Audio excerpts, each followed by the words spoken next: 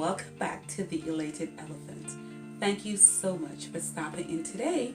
We're going to learn how to make cough syrup. All you need is 1 onion and raw honey. What you need to do is slice the onion very thin like this.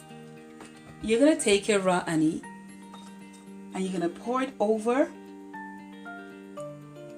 your onion. And I've prepared one ahead of time to show you exactly how it will look. Preferably put it in a jar, and then you have to wait for 30 to 60 minutes before you use it.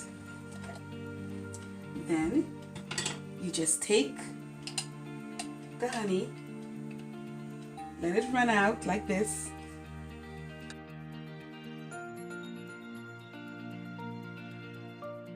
But you just want to get the honey out and keep the onions inside.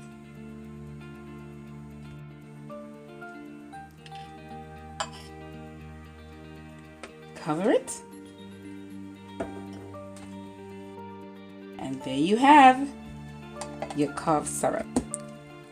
Simple, economical, and healthy for those coughs that you have late at night. Thank you, beautiful. Bye.